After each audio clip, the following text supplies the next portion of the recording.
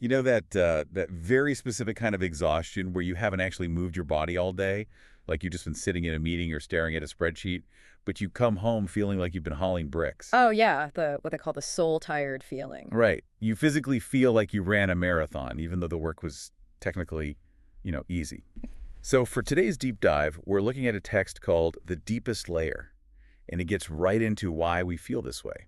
It's a fascinating text because that kind of fatigue is distinct from physical tiredness. And honestly, it's arguably a lot harder to recover from. Exactly. And I mean, we usually blame the obvious stuff for it, right? We say, well, my boss is micromanaging me, or the commute is just Where terrible. the coffee in the break room is literal sludge. Yeah. We convince ourselves that if we just fix those external annoyances, the exhaustion would magically vanish. Those are real annoyances for sure. But the text points out that even when people fix those, like they get the raise, they get the corner office, that sense of dread often stays. Because those are just surface layers. Right. The deepest layer of dissatisfaction isn't about the conditions of the job at all. It's about misalignment. Misalignment. I love how the source frames this. The concept implies that the body acts almost like a check engine light.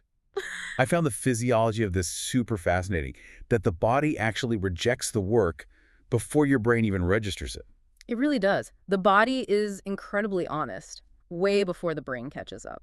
Your brain might be rationalizing the situation, saying, this is a stable career, I have good benefits, I should just be grateful. But your body is registering the cost of what the text calls suppressed expression, Exactly. That fatigue isn't laziness, it's literally the metabolic cost of wearing a mask all day. which completely reframes that whole lazy narrative. Right. Because I think we assume if we're tired, we just need more caffeine or Yeah. maybe better sleep hygiene. Yeah. But you're saying it's an internal contradiction, which reminds me of the distinction the author makes between hard work and And hollow work, yes. That distinction is crucial to understanding why we actually burn out. How would you describe the difference based on what we're seeing in the text? well, looking at it, hard work seems like training for a marathon. Your legs burn, your lungs burn, it absolutely sucks in the moment. But when you finish a run, you feel electric. You feel more yourself. The struggle actually gives you energy. Spot on, because the effort is aligned with a purpose you care about. It's regenerative. Hollow work is the exact opposite. It's extraction without replenishment. Exactly.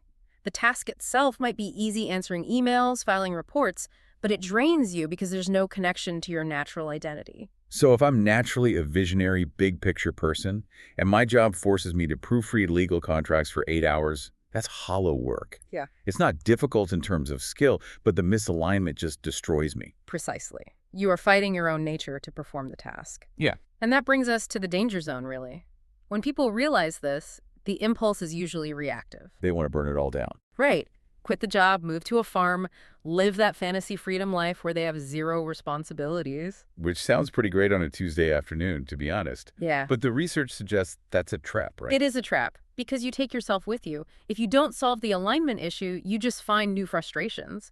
The goal isn't to escape work altogether. It's to achieve what the text calls coherent participation. Moving from fragmentation to congruence. Congruence sounds a lot like making your job fit you, but practically, how do you do that without getting fired? You can't just tell your boss, sorry, my spirit doesn't vibe with spreadsheets today. No, please do not do that. It's Uh-huh. about strategic, small shifts in your environment. You start by identifying what regulates you versus what dysregulates you. Okay, so give me an example. Let's say you are an introvert who needs deep focus to feel competent, but your day is sliced up by 20 Zoom calls. You are in a state of constant regulation failure. So the solution isn't necessarily quitting. It's negotiating a boundary adjustment.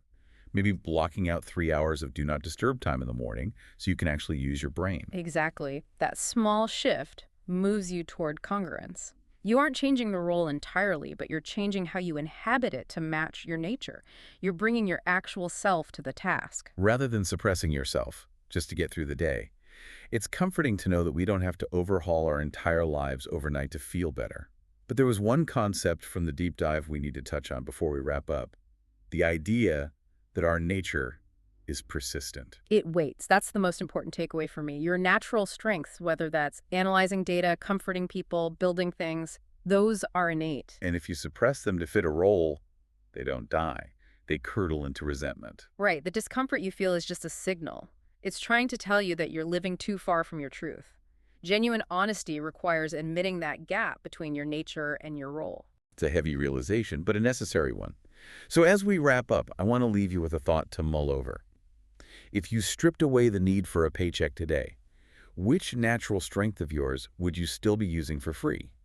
And more importantly, how can you bring just a small piece of that into your current role tomorrow? That's the real work right there. Thanks for joining us on this deep dive. See you next time.